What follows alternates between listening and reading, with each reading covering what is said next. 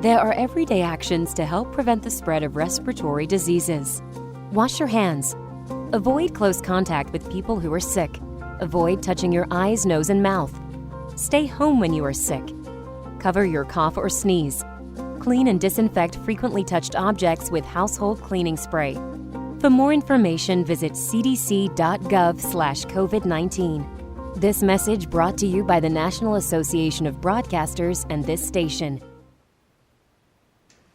And our time is 12:05 here on 90.3 FM. It's Wednesday. That means it's time for Helping Seniors of Brevard. Joe Steckler is off today, but we have Kerry Fink standing by with us. Kerry? Hey, good afternoon, John. How are you? Good. Everything's good. Good. And Joe is doing well. He is recuperating, as we talked about last week. He's recuperating from knee surgery, and he's working his way. They've got him doing physical therapy and occupational therapy. And you know Joe, when he gets back on the radio, he's going to be telling you all about it because, he's the kind of guy. This is what impresses me so much about Joe. Years ago, you guys remember, well, first of all, let me stop and introduce everybody who's part of the show today. Number one, so excited to have John Harper. John Talk to Me Radio is co-hosting today as we fill in for Joe. And also we have the pleasure of having Jennifer Helin in the studio. Jennifer runs Seniors Helping Seniors. We've got a lot to talk about that today. Hey, Jennifer, how are you? Good. How are you today, Kerry? Excellent. And pleasure to be here. We have the doctor in the house, Dr. Kevin Kilday with Holistic Health Center. How are you, Doc? I'm good today. Hello, everybody. So just to wind this up with Joe, you guys remember Joe went through a stroke about a year after he started the Helping Seniors organization. Yes. And the kind of guy that Joe is, he said, Kerry, I want you guys bring the camera crew in. I want them to see how people can overcome even a setback like this. And then a few years later, if you guys remember, Joe had cataract surgery, and he said he actually got permission. They had to get in their scrub suits and everything. They had to go into the operating room, and they filmed Joe's cataract operation. Oh, wow. Because he wanted to show people you can get through this too. So I know Joe, and he's going to come back and he's going to tell you the same thing. You can get through the knee operation, and you can make this thing work. And I think that's what the spirit of Helping Seniors is all about, is finding a way to do that. So I'm encouraged today because we're going to spend a lot of time talking about some of the experiences that you guys have in particular. We were talking about, now that we're almost to September, and we've been in the COVID world, right? March to September. Isn't that half a year of this by now? Yeah. Amazingly enough. And you guys are really seeing the impact. Dr. Kevin, you do a lot with addiction recovery. You do a lot with counseling. You do a lot with holistic health care. And Jennifer, then you have people who are going into people's homes, and one of the topics that comes out is we have to help people deal with this topic of isolation. So, Jennifer, I know this is something you run into with what you do with Seniors Helping Seniors. It is. And we see most of the people we see in their homes, but we also used to see people in facilities. And, as the facilities shut down to protect the residents, we are no longer in many of the facilities. But we were just talking that sometimes now we are being considered essential because the people need that social interaction. People are losing weight. And their health is being affected because of that isolation. So more and more so we're being asked to come back into facilities and into people's homes so that we can provide that socialization. We're seeing an increase in dementia symptoms, an increase in depression, anxiety, stress. So we're trying to go in and help alleviate some of those things. When you said that word anxiety, it reminded me of a topic that I had the pleasure of covering with Dr. Kilday when we did a Helping Seniors update. And I'm actually looking in the article that you've got coming out in Helping Seniors newsletter in the Senior Scene magazine that hits the streets on September 1st. And it's called Overcoming Crippling Fear During the Pandemic. And you're talking about a term I hadn't really heard before called health anxiety. Yes, that's I guess that's a fairly new term. And it's because people are getting more and more afraid, especially if they have some health conditions that that make them susceptible to COVID. If they're, of course, the big ones are overweight and high blood pressure and any type of immune diseases and things like that. But I know even very healthy people who are just choosing to stay home unless they absolutely have to go outside, and these are healthy people with really no major physical problems. So the psychiatric industry is calling this health anxiety, and it's really it can be a serious mental illness. I mean, yes, it is a form of anxiety. It's just a fear of just a persistent fear of a serious illness.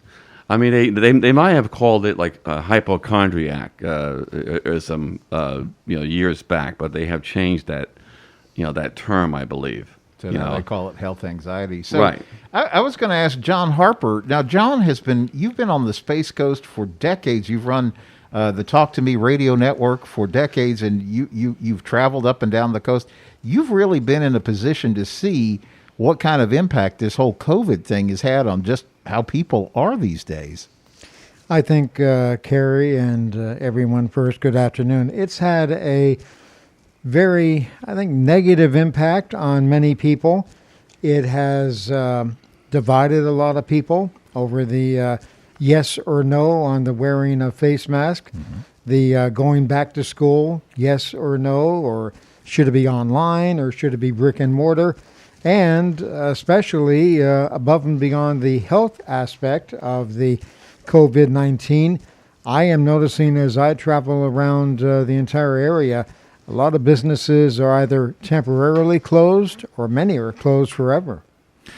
That's one of the reasons, by the way, when this first hit, and it just struck me when we started this show, that we've been sort of in a COVID position for almost 6 months That's right. now. Yeah. And we started this thing called Helping Seniors Updates, which originally we were trying to do something on social media to just let people know what different providers were doing. Like for a while, Jennifer, the question was, are you guys open? Are you able to help people? What's going on with you guys? And you've had to change all your protocols to keep not only the people safe that you help, but the people that you send into homes to help. Talk a little bit about what that has meant. Absolutely. So in the beginning, we really looked at what services we were providing and whether or not we were essential to that customer. Should we be there, or would it be better for them health-wise if we weren't there? And we looked at every single customer that we had.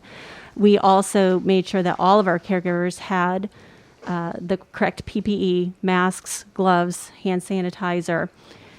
Thankfully, I'm going to knock on wood here, we've been COVID-free. All of our clients and all of our caregivers, so far, everything's good. We've been COVID-free. But it definitely changed the way that we looked at how we were providing services, made sure that we were keeping everybody safe. Jennifer, when your staff goes into a home with a patient, what are some of the things that your staff members are doing to ensure that you still remain COVID-free on your entire staff, your entire company? So one of the good things about seniors helping seniors is that we really actually do hire seniors. So our caregivers are 50 and over. They're in that susceptible range as well. So from the very get-go, our seniors are self-isolating when they're at home. They're not going out and going to bars on Friday night. They are keeping themselves socially isolated and only going out when they have to, so that when they do go into the home, they are a little bit of safer going in. And when we do go in, we are wearing masks. We're hand sanitizing before we go in, but we're also washing our hands in front of the customer as soon as we walk in the door, because we want them to see that, and hopefully that gives them a little peace of mind. We are trying to social distance while we're there, and sometimes that's possible and sometimes that's impossible. If we're with a client who has dementia, they may not be able to tolerate wearing a mask, and they might need a hug. And we go on a case-by-case basis of what does that client need, And if the client's been completely self-isolated, we're very comfortable going in. If we have a client who is not taking it seriously, especially in the beginning, if we had a client who was still having big dinner parties, we asked her, for the safety of our folks, could you please, during this time of quarantine, not do that? And it was really important for her to have that party.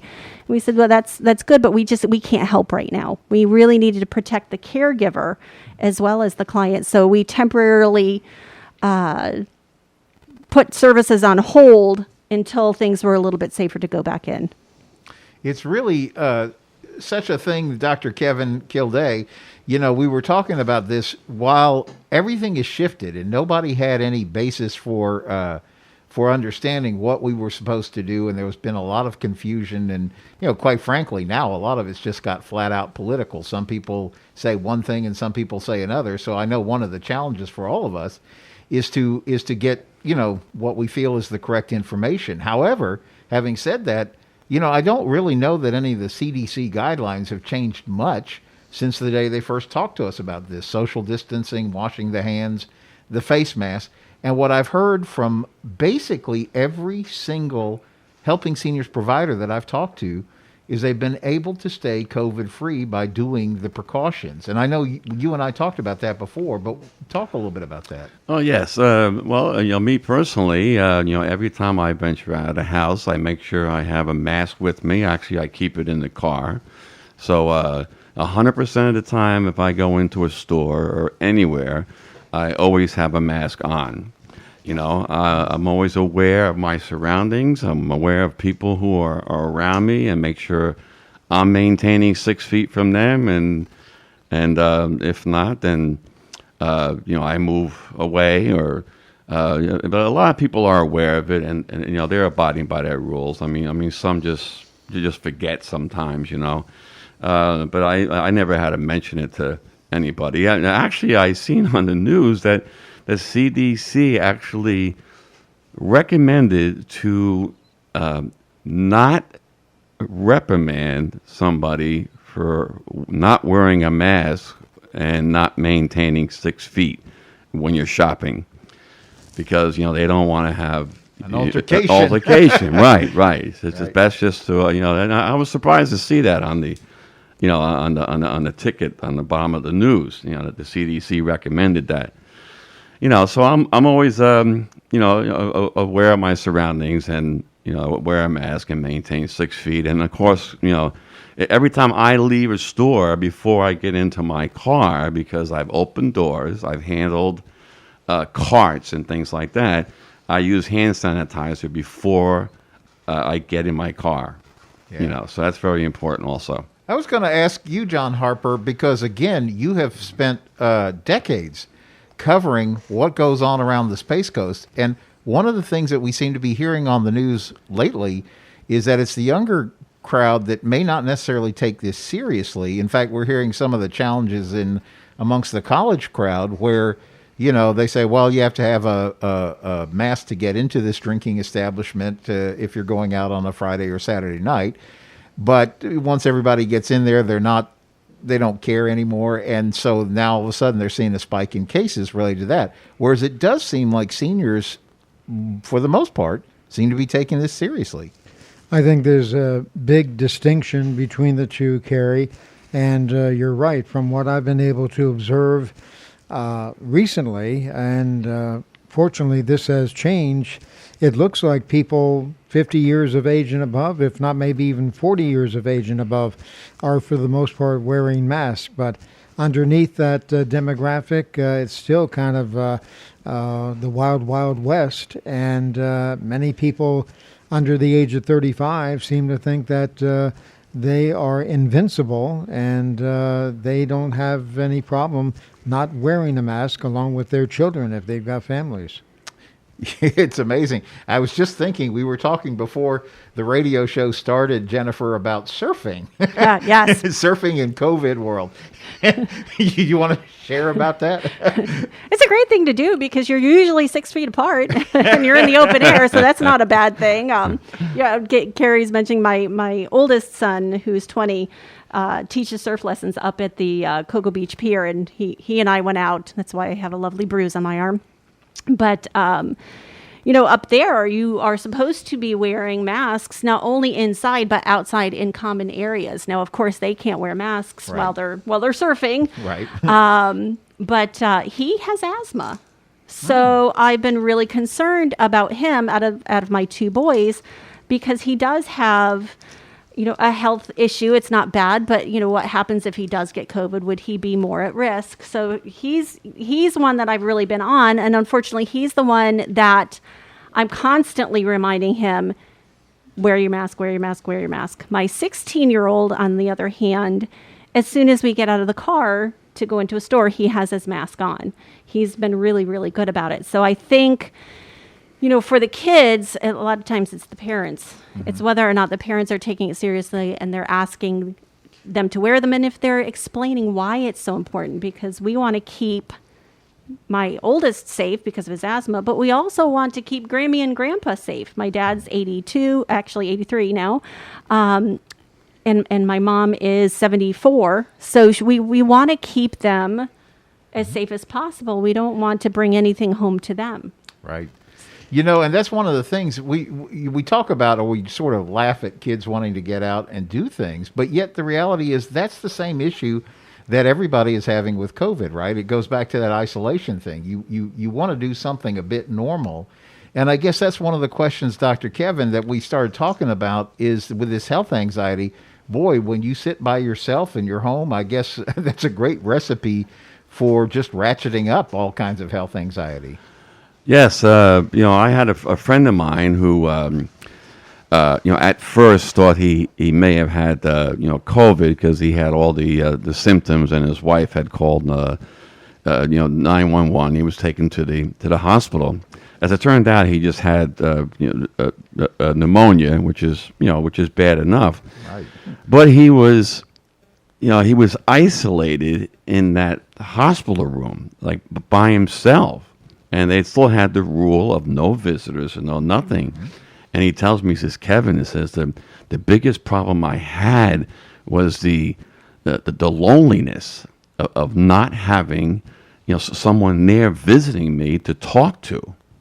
Because he was in for 3 days. He goes, I could not wait to get out of there just to interact, with people, I was thinking about Joe, who goes in for knee surgery, and literally Terry has to drop him off at the door, can't go in. I mean, they can talk by phone and such like that, but Joe has been in the hospital since Wednesday when they did the knee operation last week, and now they've got him doing physical therapy, but it's still got to be tough. You can't have your family come by and talk to you, and I did hear one good report. They gave him a double portion of ice cream, so he must have been a good boy. so that's a good sign. It has to be a tough position to be in. And so, Jennifer, I was thinking, as you send people into homes, maybe a lot of times, the adult children of somebody who's elderly or shut in, or however you want to talk it, they can't get out as much as they want to. Maybe they would drop by and see mom and dad, but maybe it's not prudent now. And I would think that you're probably getting calls from people that can't otherwise get the interaction that they would maybe normally receive. Exactly. And we have a lot of families that mom and dad retired here to Florida, but the kids are up in New York or Pennsylvania, and the kids don't dare fly down or drive down even to come see them. So where they would normally have seen them maybe once a month or every other month live and in person, they're not doing that right now. Yeah. They're trying to keep them safe. They don't want to travel and then possibly bring something into the house. So we are providing eyes and ears at the home, because they can't be there. And then we're seeing where a couple has been home alone since March. Wow. And the husband called and said, my wife's dementia is really progressing. I can see the damage that this is doing. She's not getting out and doing her exercises. She's not having any socialization. I want you to come in because she really needs this. So we've just recently started with that again. So it's really difficult. And my dad ended up in the hospital during this time period, and it was really hard. My dad's very cognizant, very aware, no dementia whatsoever. But he even would call and say, "Why can't you come visit me?" Well, unfortunately, remember we can't. They're not going to. Oh, that's right. Darn it! But you could tell he was just going stir crazy because there was no one there, and the you same can't thing is even drop at that point. You couldn't even drop anything off, so we couldn't send him a book to read. We couldn't give him his cell phone. We couldn't do anything, so it was really difficult. So as you said before, the same thing is happening in the assisted living facilities. Unfortunately, yes, because they don't have like any visitors allowed right now unless they're considered essential workers. Exactly. Creates a And to lot of speak on anxiety. behalf, go ahead, John. No, I just said it creates a lot of anxiety with everyone involved, the family members, the individual who is in isolation from everyone. And in this case, we're talking about Joe being in the hospital now for a week. A week, right. And not being able to see anyone. It's difficult. My brother hasn't seen anyone since this started in 6 months, except for me through a glass. You know, I that was a question I want, because all three of you have a lot of experience in this whole area, but it seems really unusual because, at first they said, oh, we're going to do 30 days to stop the spread. And I guess at that point, everybody thought, well, we'll be back to normal. And then as we've gotten through that 30 days and it became 60 days, and they said, oh, well, there might be a spike, so everybody let's, keep doing all these things. And you guys have heard the term a creeping problem, where you think the problem is going to end, but then something else keeps happening.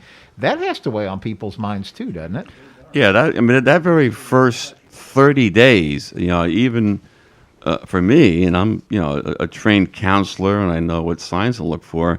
I mean, it bothered me because it was more of the fear of the unknown, because we didn't know where this was going in the very first month. We just kept hearing pandemic, and it's killing this person and that person and this and that, and it was very a lot of fear, in the very, very, very beginning. But are you seeing, because what I'm seeing now is those of us who are positive, I tend to see everything through rose-colored glasses, and a lot of the girls that I work with are the same way. We're all very upbeat. But I think as time has gone on, okay, it's just March. All right, no, May is going to be so much better. June is no, all right, well, the heck with it. 2021 is now what we're looking at. Right. And I think the longer it's gone on, the more depressed, maybe. Yes. I'm seeing people because we can hang on for a month or two, but now it's dragging on, and I'm seeing even the people that I work with that are really upbeat are starting to drag. Right. I mean, depression is another mental problem that's reaping its ugly head through this whole COVID thing. And like you said, a friend of yours who's a doctor has been handing out giving prescriptions to people, because they're depressed and because they're anxious, like never before. Yeah, more. She said more in the last 6 months than her whole entire practice. Yeah, John Harper, before the show started, we were actually talking about even the challenges with like alcohol sales and things like that. A lot of people getting into trouble with self-medication and having trouble even maybe defining their limits. That has been a problem that has not gone unnoticed. A lot of people are noticing an increase in that type of behavior. A lot of people are trying to deal with that. Some deal with it very well. Others are finding out that they've got a problem, and they're falling into a bottle or drugs or something like that. It's a very real concern. Yeah, I know we're heading into our mid-show break, but Dr. Kevin, you do a lot of counseling, and you're actually sort of trained and specializing in addiction recovery. Yes, and it's a real problem. I mean, number one, a lot of these people in recovery, let's say, who are trying to recover from alcohol and drugs, they rely on these meetings. You know, I don't want to mention the outfits, but you know, they're meetings of other alcoholics or other drug addicts who get together and you know, and talk, you know, amongst each other and stuff.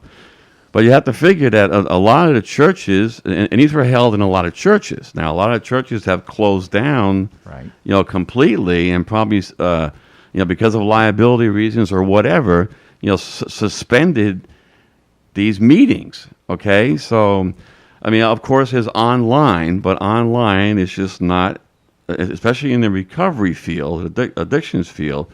You know, online is just not the same as being in a room with someone who's suffering from the same thing you are. Yeah. Okay? Mm-hmm. But I mean, it's good that the online things are there.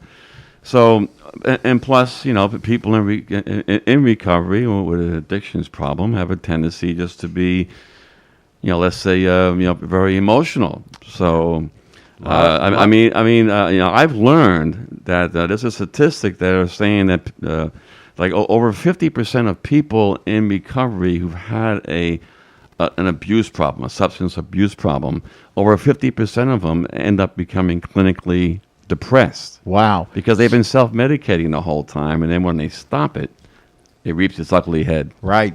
So we're going to come back with more discussion on this, and we actually have some hopeful things to talk about right after the break, John. Thank you, Kerry, and we'll get back to more of helping seniors of Brevard in just a moment. We'll check our weather forecast as well, coming up in just 1 minute. Thank you, America. We know staying home isn't as easy as it looks. It's hard sitting out at family gatherings, missing out on milestones like graduation or the birth of a new family member. For many, staying home has meant job loss and financial hardship. People call healthcare workers heroes. You're a hero too. We're the infectious diseases experts fighting COVID-19 in hospitals, public health departments, and laboratories across the country. You're giving up a lot to keep yourself, your loved ones, and your community safe. It's not easy giving up things that were once part of everyday life. Going to work, eating at a restaurant, spending time with friends. When you stay home, you're helping us win the fight against COVID-19. Keep it up. We'll emerge strong and healthy together again. Sponsored by the Infectious Diseases Society of America Foundation. For more COVID-19 information, visit idsafoundation.org. It's 12:31 here on 90.3 FM. Back to more of Helping Seniors of Brevard in just a moment. It's 12:34 right now here on 90.3 FM. Helping Seniors of Brevard is the name of the show. I'm John Harper. Kerry Fink is with me with a esteemed panel of guests. And Kerry, let's go ahead and continue with part two. Oh, thank you, John. And again, we have the pleasure of trying to cover for Joe, who is working on knee operation. They probably have him out for his favorite thing, physical therapy or occupational therapy about this time. But hopefully they will reward him with a double portion of, and his favorite, as you guys know, is the rum raisin ice cream. Oh, yes. So I wanted to, we didn't get a chance to do this during the first part, but I wanted to explain Jennifer Helin with Seniors Helping Seniors. And we were talking about, I want to get you to give the phone number so people can get in touch with you. But we were also talking about people go, now wait, is helping seniors the same as Seniors Helping Seniors? And in one sense it is because of you, but there We is, like to confuse people. because you are on the board of Helping Seniors Yes. and have really helped us out literally since about the time Joe started the organization. But you also have your own company called Seniors Helping Seniors. And maybe just take a minute and kind of explain Seniors Helping Seniors and give a phone number so people know how to get in touch with you. Absolutely. So Seniors Helping Seniors, we really do hire seniors to go out and do home care for seniors in Brevard County. And it works really, really well. We build peer relationships and we give families peace of mind. We do light housekeeping, meal preparation, companionship, organization, anything non-medical that a senior might need. That's what we do. And we brought Seniors Helping Seniors to Brevard County back 8 years ago, just about the same time that Helping Seniors of Brevard County also came into existence. And I saw a great need for it because that's about the same time the senior helpline disappeared. So people would call Seniors Helping Seniors thinking it was the helpline. And we started giving out referrals because we didn't want to tell people, no, we don't do that. And then, of course, I found out about Joe's organization. I said, this is perfect, and really wanted to get involved. So we still do get those phone calls, as we were mentioning on the break. So we either try to help them, or many times we'll say, hey, we're seniors helping seniors. We're in home care. I think who you need is Helping Seniors of Brevard. Here's Kim's number. Give her a call. She'll take really good care of you. But I do know that we've talked a lot about the kind of things, people like they're trying to figure out how to order groceries online and do things like that in the middle of COVID. But we've talked about that's the kind of thing that somebody can give you a call, and so somebody can help organize meal for a week. And I think even we talked about this, by the time somebody gets through that process, instead of paying $10 or $20 delivery charge that some of those online places cost, you could have actually somebody sit down, put that together, do the shopping, make sure you're set up, and do it safely and correctly. Absolutely, because we have some seniors who are very tech savvy. My mom uses Alexa all the time, texts me her grocery list. She's better at it than I am. But then we have other seniors who don't even have a smartphone. So for them to order groceries online is just impossible. So how do people get in touch with Seniors Helping Seniors? 321-722-2999. We're also on the web. We're on Facebook, social media. Seniors Helping Seniors of Brevard. Great organization. And again, just to make it clear, Helping Seniors, we're the Florida nonprofit. We're going to talk a little bit about that when we shift to the car raffle in a minute. But I also want to give Dr. Kevin Kilday a chance to talk a little bit about the Holistic Health Center and what you do with that. You help people with alternative cancer therapies. You help with addiction recovery. You do counseling. And you also do holistic health. So there's a lot of things that go on there. So I want to ask you to kind of capsule that for us and also make sure we have the phone number and the website. Okay.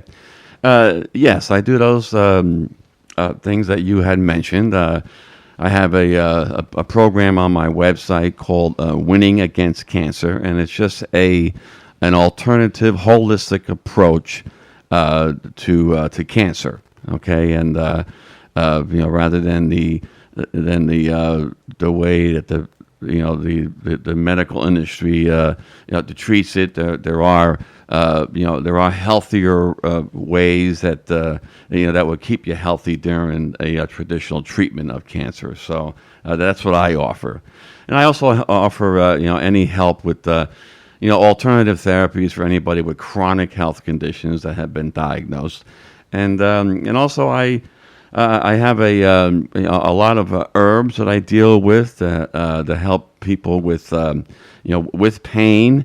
Because all the medical industry seems to have is pain relievers with some addictive properties, and there are as with everything else that we discussed this morning, anxiety and depression and medications and everything, there are alternatives for everything, and there's hope for everything, and there's recovery for everything.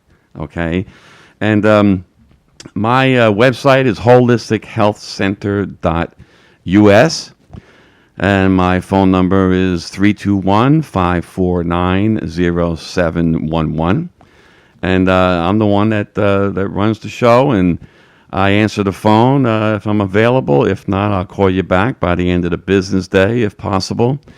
And I also meet, and we are totally open during this COVID. I'm still, I do, online telephone consulting, and anybody who has access to Zoom, I can do the consulting through that type of communication.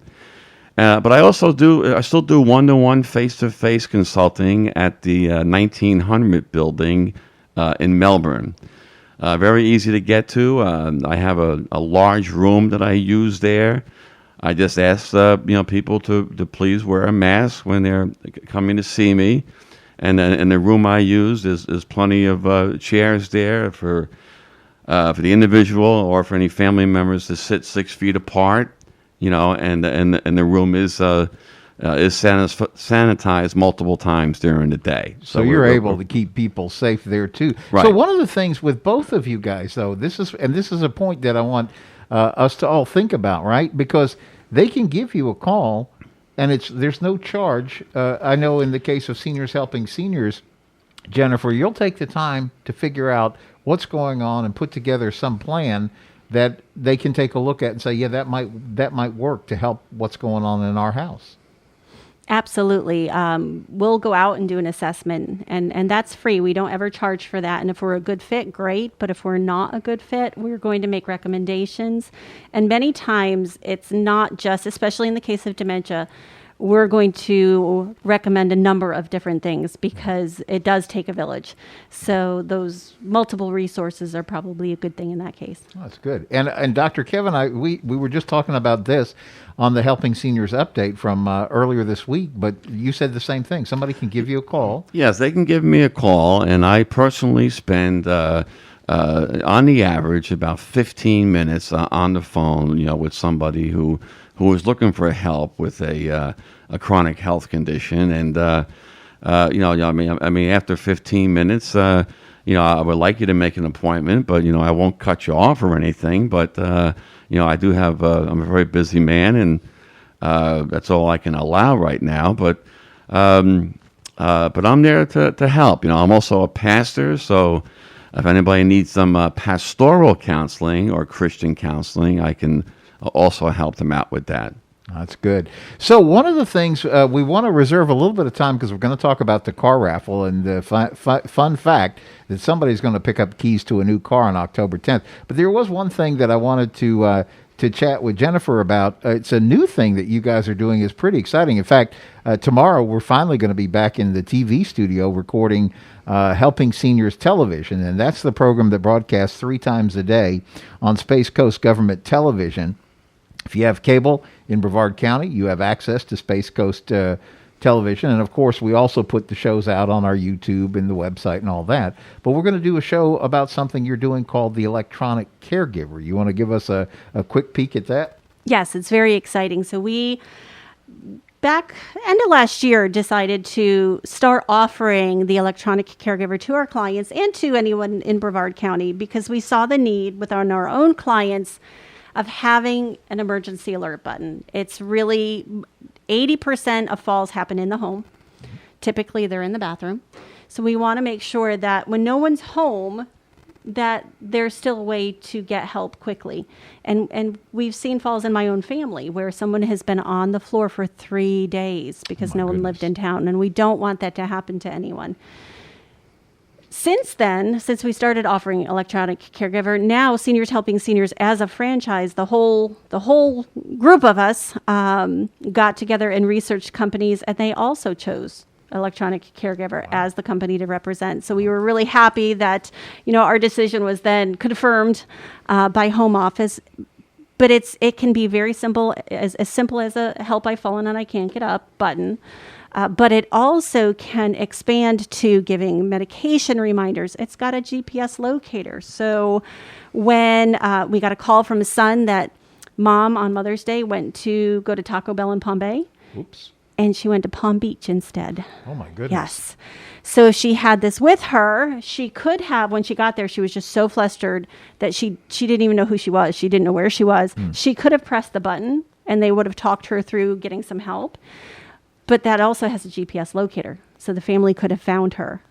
It also has Bluetooth-compatible glucose, blood pressure, weight, thermometer, pulse ox, so that all that medical information will go directly to the doctor, and the doctor can look at that and see trends and hopefully respond before something happens. So it's a really cool technology that we're very happy to offer anybody here in Brevard County. Yeah, so be looking for that. We're going to be doing a television. I assume you're going to bring one that we can show on the TV and all of that as well. So, yes.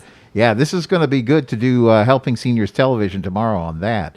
And so, again, they can call Seniors Helping Seniors to just get information. It's affordable. It's easy. It's a great way, especially if you can't get by and check on your loved one. And I would say, if it's electronic, it's going to be COVID-free, right? Right. So again, the Seniors Helping Seniors phone number. We are 321-722 2999. And one more time, Dr. Kevin Kilday for Holistic Health Center. Yes, Holistic Health Center is 321-549-0711.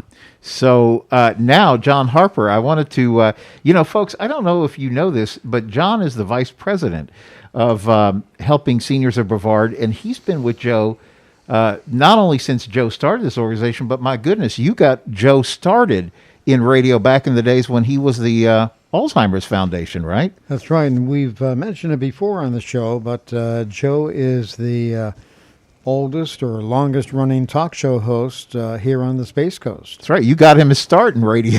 Yeah, that's kind of cool. I like that. Yeah, no, it is. So what we wanted to talk about for a few minutes on the radio show today, because literally today is 45 days until somebody picks up keys to one of these beautiful brand new cars that Joe Steckler and AJ Hires of the Boniface Hires car dealerships have put together. So 45 days from today, there'll be the raffle. It's a major, major fundraiser that supports the work of helping seniors. And if you've seen the Senior Scene magazine, there's information about the car raffle in there. But I wanted us to talk a little. You've watched Joe do car raffles for years. He got the Joe's Clubs built, with all of that. And it's an important thing because we operate the county's senior information helpline, where Kim Bernard, our education specialist, is taking calls at our number, not to be confused with Seniors Helping Seniors, which is 321-473-7770. And so, John, I wanted to get you to talk just a little bit about your experience of watching how these car raffles work to help support the good work in our community. Well, as you mentioned, Kerry, Joe has been doing the car raffles for a good number of years. He did art auctions as well, and has had great success over the years in raising money for both the Alzheimer's in those days when he was associated with them, and now with us with Helping Seniors of Brevard. So we're looking forward to the upcoming virtual event, and I think between the cars that the Boniface Hires dealerships have been so kind to allow us to auction off, it should be an excellent event coming up. And I think people can also go online to our website. That's right. And check out the cars. If they are not sure what type of car we're talking about, they can go to that and see firsthand what these cars look like. They're beautiful. I think between the three of us, we've all driven them. Yep. And they're a lot of fun to drive. I know the last time we had an event going back now several months, but the Dodge Challenger,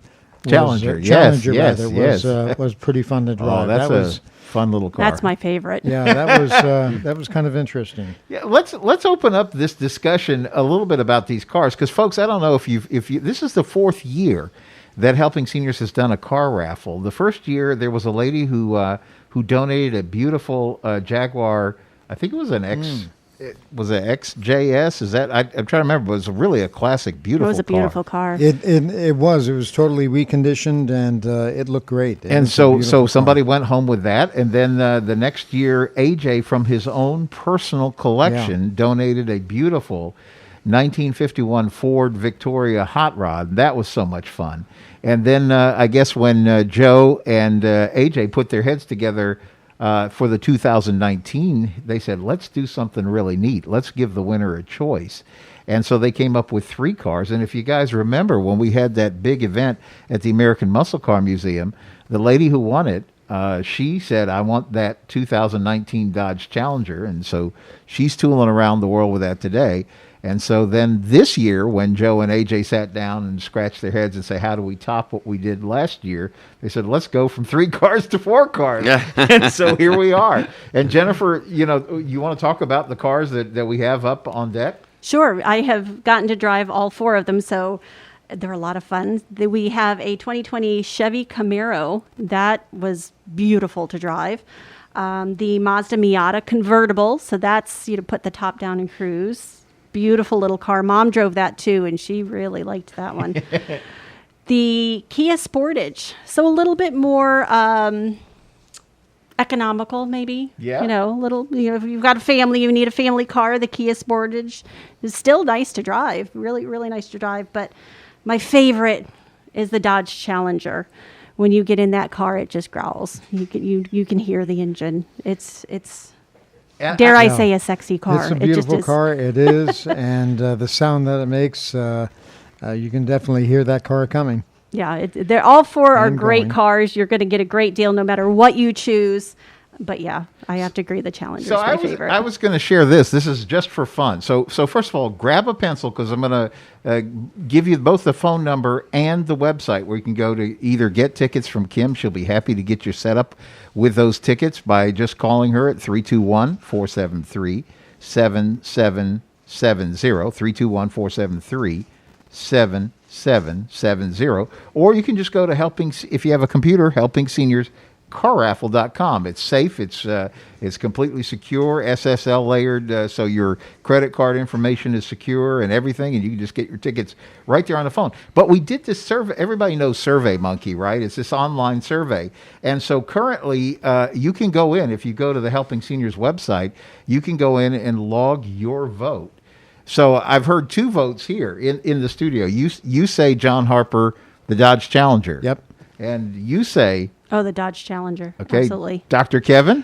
Well, as a former motorcycle rider, I want to put the hood down. I mean, the convertible. I'd rather have that and just cruise around with the top down. It's such a tough choice because each car brings like a unique experience. Like tooling around in that Mazda Miata with the top down is on a sunny day and you're cruising by the beach. There's not much better that you could do with that. Right. And then let's be honest, the Kia Sportage is probably gets a little bit of a short shrift because in terms of practicality and all the things you can do with that car, boy, that's a fun car. So pleasant to drive. And then when it comes down, it'd be actually kind of neat to see a race between the Dodge and the Chevy. It really is. Yeah, But let's not forget that Chevy. That's a beautiful car, too. Even though Jennifer and I voted for the Dodge. Which one, Kerry, were you voting for? It's the Chevrolet Camaro, 2020 Chevrolet Camaro, and that is one fine-looking car, too, So the last time I got to drive that, they gave me a stick shift.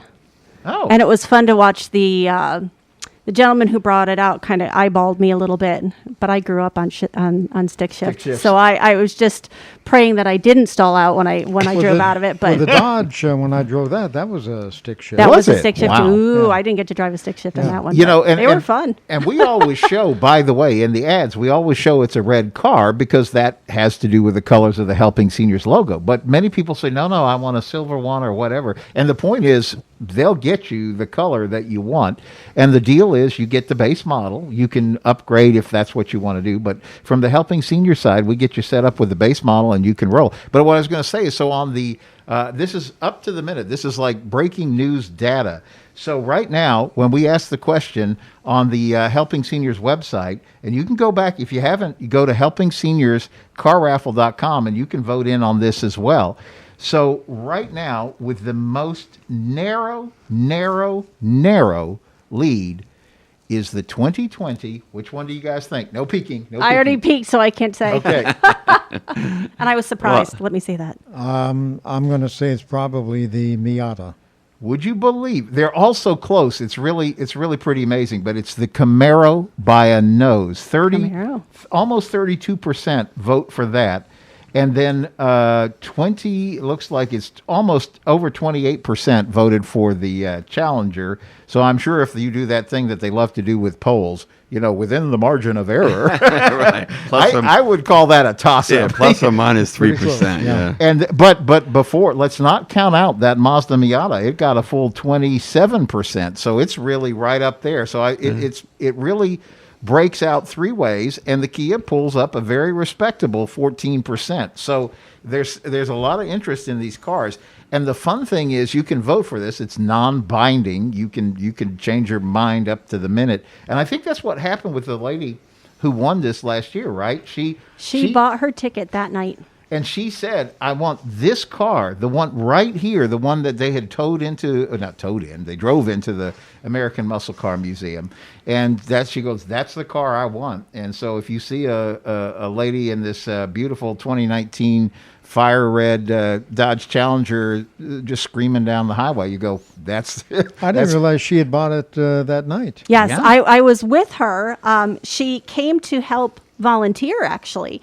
And she was in the back with me, and we were setting up food. And she says, while I'm here, I'm going to run up and get a ticket. And she did. And the look on her face when she won was priceless. And the way Mark Pylock, the owner of the Muscle Car Museum, he built up the drama, because he said the number starts with this, and you could hear a certain number of people like, okay, well, I'm not that number. And as it got down to it, and she read off that last number, and there was this moment of silence, and then she's like, she just had this look of total disbelief. And I think it was the person next to her who finally kind of shook her and said, it's you. So now listen, what John Harper said, and this is important. We do have to talk about this, because originally, as you know, Joe had set up the car raffle date to be the 25th of April. That was the original date for the car raffle, and then COVID hit, and we had to push that off. So we ended up, we thought, well, originally, they had talked about pushing it into the summer, and we thought, no, for sure, by October 10th, this will be clear, and we'll be able to do that.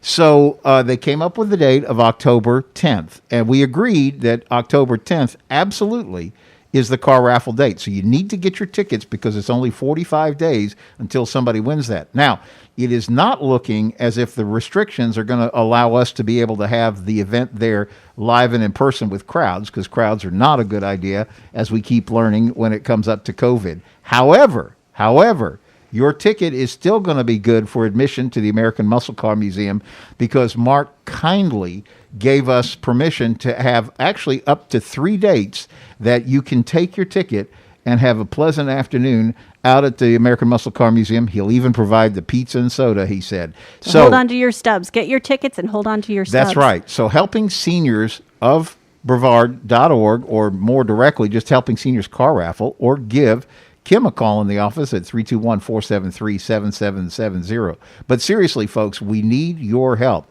This is the 45 days that helps us make our budget for the whole year. So even if you bought tickets before, buy a few more and helping seniors. And how much is a ticket? One ticket is $25, or you can get a 5-ticket bundle for $100. And remember, your ticket is admit one to the American Muscle Car Museum on those dates that are going to be specified. So what that means is, for if you bought a family pack of 5 tickets, you can take your family, you take your friends when they have that date, but you'll also have 5 chances to win the car. So I think it's really worthwhile. So thanks. We're out of time, John. Been a great radio show. We've enjoyed it. Been a lot of fun, and a lot of fun talking about these cars as well, with the Dodge at the moment leading the popularity contest. Well, yeah, or nose to nose with that Camaro. The, Chevy Camaro. I'm going to go vote. Yes. Cast your vote, folks. Polls are open. Okay. All right. Thanks so much. And, of course, everybody knows, I hope they know, that they can hear Helping Seniors of Brevard every Wednesday, 12 noon to 1 o'clock, right here on 90.3 FM. And Kerry, Fink, I would imagine Joe will probably be off another week, so you and I will be back here on Wednesday of next week. Looking forward to it, and let's keep Joe lifted up in our thoughts and prayers. All right, sounds good. We appreciate it. And you've been listening to Helping Seniors of Brevard. You've been listening to Helping Seniors of Brevard here on 90.3 FM, WEJF, Palm Bay.